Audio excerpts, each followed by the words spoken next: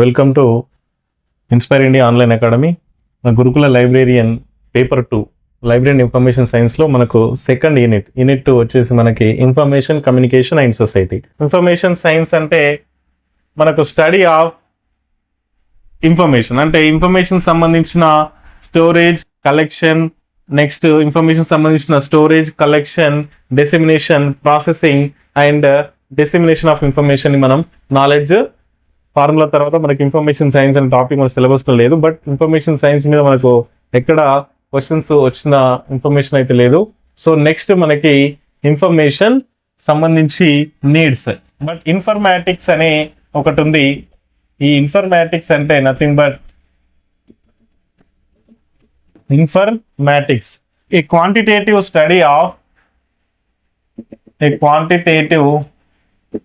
Study of information science. Information science అంటే ఏంటి? A study of information and related activities such as collection, storage, processing and dissemination of information is a information science. Information science యొక్క latest term ఇది, అంటే latest advanced term to information science. So ఇక్కడ information అనే word 1950s బాగా popular. Information అనే word 1950s బాగా popular అయింది వరల్డ్లో. తర్వాత ఇన్ఫర్మేషన్ సైన్స్ అనే ఈ కాన్సెప్ట్ యుఎస్ఏలో బాగా పాపులర్. 1959లో ఇన్ఫర్మేషన్ సైన్స్ అనే వర్డ్ వచ్చింది ఫ్రమ్ యుఎస్ఏ. తర్వాత ఇన్ఫర్మాటిక్స్ అని రష్యా వాళ్ళు ఇన్ఫర్మేషన్ సైన్స్ని ఇన్ఫర్మాటిక్స్గా దాన్ని ట్రాన్స్ఫార్మ్ చేసింది రష్యా వాళ్ళు. సో ఇక్కడ ఇన్ఫర్మాటిక్స్ అనే వర్డ్ ఫస్ట్ టైం కాయిన్ చేసింది, ఇన్ఫర్మాటిక్స్ అనే వర్డ్ని ఫస్ట్ టైం కాయిన్డ్ బై, అంటే ఫస్ట్ టైం ఈ వర్డ్ని పలికింది, ఫస్ట్ టైం వర్డ్ని యూజ్ చేసింది ఎవరంటే ఇంగ్వర్సన్ అనే పర్సన్ ఫస్ట్ టైం ఇన్ఫర్మాటిక్స్ అనే వర్డ్ని యూజ్ చేశాడు. ఇన్ఫర్మాటిక్స్ అనేది మనకు 1960లో ఫేమస్. ఇన్ఫర్మాటిక్స్ అనేది 1960s ఇది వచ్చింది. Quantitative study of information science మనం ఇన్ఫర్మాటిక్స్ అంటున్నాం. అదేవిధంగా ఇన్ఫర్మేషన్ అనేది మనకు జనరల్గా చూసుకున్నట్లయితే ఇంగ్లీష్ వర్డ్. ఇన్ఫర్మేషన్ అనేది ఇంగ్లీష్ వర్డ్. ఇదే ఇన్ఫర్మేషన్ని డిఫరెంట్ కంట్రీస్లో డిఫరెంట్గా ప్రొనౌన్సియేషన్ చేస్తారు. ఫర్ ఎగ్జాంపుల్ ఇన్ఫర్మాటిక్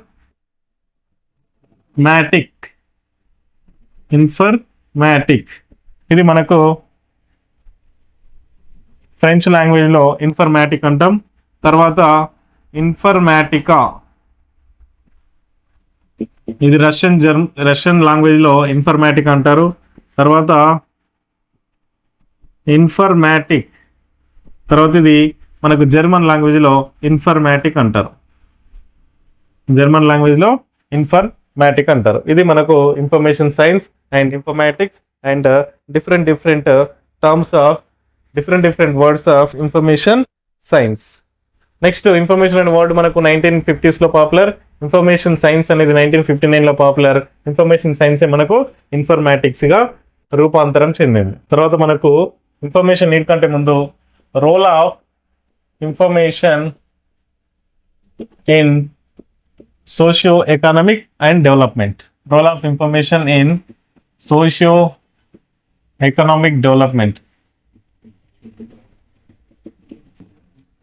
ఈ టాపిక్ మన సిలబస్లో ఇవ్వడం జరిగింది. ఇది చిన్న టాపిక్. దీంట్లో role of information socio economic development అంటే ఇన్ఫర్మేషన్ అనేది ఒక సొసైటీ పరంగా అండ్ ఎకనామికల్ పరంగా. Socio means society.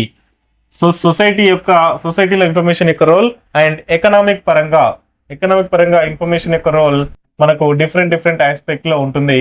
ఈ సొసైటీలో సోషియో ఎకనామిక్లో భాగంగా మనకు ఇన్ఫర్మేషన్ ఏ విధంగా సొసైటీ అంటే ఇక్కడ మనకు గ్రూప్ ఆఫ్ పీపుల్, అంటే society is a consist group of people, government, infrastructure and environment ని మనం సొసైటీ అంటున్నాం. ఇక్కడ ఇన్ఫర్మేషన్ అనేది దాని యొక్క పాత్ర ఏ విధంగా ఉంది సొసైటీలో అంటే ఒక ఇండివిజువల్ పర్సన్స్ కి మొదలు పెడితే ఇండివిజువల్ పర్సన్స్ కి ప్లస్ గవర్నమెంట్ కి ప్లస్ ఎడ్యుకేషన్ కి ఇన్ఫర్మేషన్ అవసరమే. నెక్స్ట్ లైబ్రరీస్కి ఇన్ఫర్మేషన్ అవసరమే. నెక్స్ట్ నాలెడ్జ్ పొందడానికి సొసైటీలో నాలెడ్జ్ని షేర్ చేయడానికి ఇన్ఫర్మేషన్ అవసరమే. కమ్యూనికేషన్కి ఇన్ఫర్మేషన్ అవసరమే. ఒక రీసెర్చ్ చేయడానికి ఇన్ఫర్మేషన్ అవసరమే. నెక్స్ట్ ఒక గ్రూప్ ఆఫ్ పీపుల్ అంటే ఒక పర్టికులర్ ఫీల్డ్ కావచ్చు, డిఫరెంట్ సబ్జెక్ట్స్కి ఇన్ఫర్మేషన్ అనేది మనకు అవసరమవుతుంది.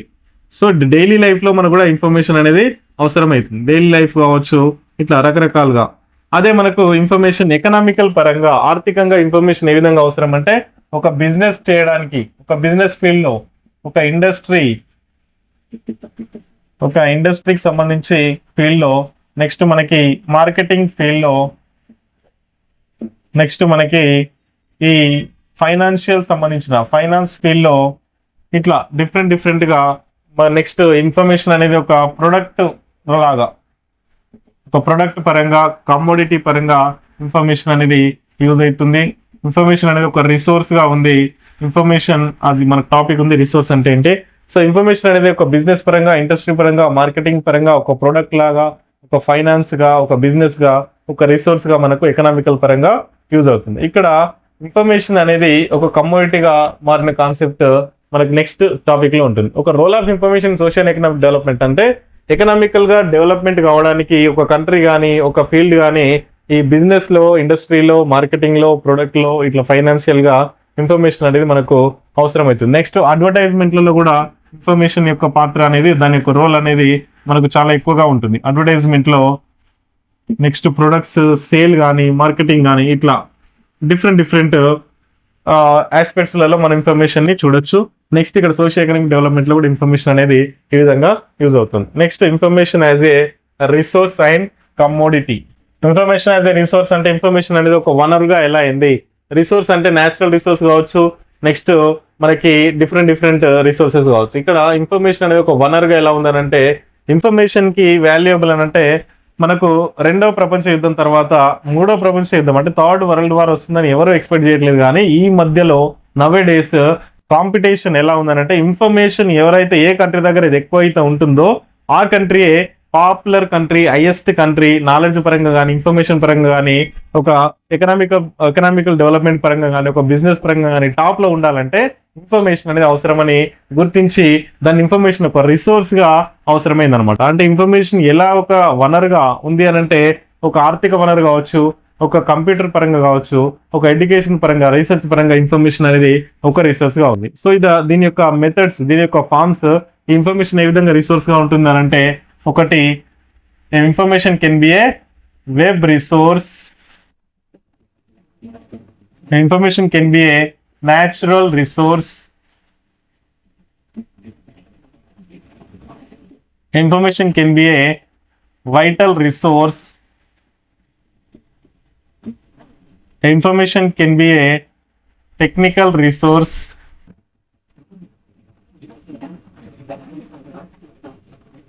ఇన్ఫర్మేషన్ అనేది మనకు నేచురల్ రిసోర్స్ గా ఉంటుంది, వైటల్ రిసోర్స్ గా ఉంటుంది, టెక్నికల్ రిసోర్స్ గా ఉంటుంది, వెబ్ రిసోర్స్ గా ఉంటుంది. సో ఇలా కాకుండా మనకు ఇన్ఫర్మేషన్ అనేది ఇంకా మనకు ఎడ్యుకేషన్ సంబంధించిన ఎడ్యుకేషనల్ రిసోర్స్ కావచ్చు, మనకు ఎకనామికల్ రిసోర్స్గా, ఇట్లా డిఫరెంట్ ఆస్పెక్ట్లో ఇన్ఫర్మేషన్ అనేది మనకు ఒక ప్రముఖ పాత్ర వహిస్తుంది. Economical resource. So economical resource కానంటే మనకు ఒక మార్కెటింగ్లో కావచ్చు, ఇంకా ఫైనాన్షియల్ కావచ్చు మనకు యూజ్ అవుతుంది. టెక్నికల్ రిసోర్స్గా అంటే ఒక టెక్నాలజీ సంబంధించిన, సైన్స్కి సంబంధించిన రిసోర్స్ కావచ్చు. వైటల్ రిసోర్స్గా అంటే మోస్ట్ ఇంపార్టెంట్ రిసోర్స్ అయిపోయింది. ఎందుకు ఇంపార్టెంట్ అయిందంటే ఇన్ఫర్మేషన్ లేనిదే మనం ఏమి చేయలేం. ఒక ఎడ్యుకేషన్ కావచ్చు, డైలీ లైఫ్లో కావచ్చు, లేకపోతే ఒక ఇండివిజువల్గా, ఒక ప్రొఫెషన్ పరంగా ఇది మనకు చాలా ఇంపార్టెంట్. ఎకనామిక్ పరంగా, నెక్స్ట్ ప్రొఫెషన్ పరంగా, ప్రొఫెషనల్ రిసోర్స్, ఇలా డిఫరెంట్గా మనకు ఇన్ఫర్మేషన్ అవసరం.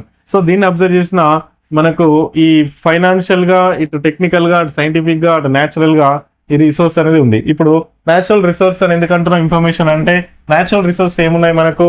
Air, water, sunlight, oil, petrol, ఇట్లాంటి సహజ వనరులు ఏవైతే ఉన్నాయో అలాగా ఇన్ఫర్మేషన్ కూడా ఒక రిసోర్స్ గా మారింది. అంటే ఇన్ఫర్మేషన్ అనేది ఈ న్యాచురల్ రిసోర్సెస్ లాగా దాని ఈక్వల్ ఇంపార్టెన్స్ అనేది ప్రజెంట్ సొసైటీలో ఈ టెక్నాలజికల్ డెవలప్మెంట్ లో భాగంగా ఇంత న్యాచురల్ రిసోర్స్ ఉన్న ఇంపార్టెన్స్ ఇన్ఫర్మేషన్ కూడా ఉంది అని అర్థం. అంటే ఇన్ఫర్మేషన్ యాజ్ ఏ రిసోర్స్ దాన్ని ఎలా చూడొచ్చు అంటే ఇలా డిఫరెంట్ ఫార్మ్స్ లో చూడొచ్చు. అంటే ఇన్ఫర్మేషన్ అనేది అన్ని రకాల ఫీల్డ్లకి అవసరం కాబట్టి అది ఒక న్యాచురల్ రిసోర్స్ కంటే ఇంపార్టెంట్ గా అయిపోయింది అనమాట. అంటే వాటితో సమానంగా అయిపోయింది అనమాట. ఒక వెబ్ రిసోర్స్ అంటే ఒక వెబ్సైట్ డెవలప్ చేయడానికి, ఒక ఇంటర్నెట్ వాడడానికి, నెక్స్ట్ ఒక ఈమెయిల్ పంపడానికైనా లేకపోతే ఈమెయిల్ సంబంధించిన డిఫరెంట్ ఆస్పెక్ట్స్ కి మనకి ఇన్ఫర్మేషన్ అనే ఒక రిసోర్స్ గా అయింది.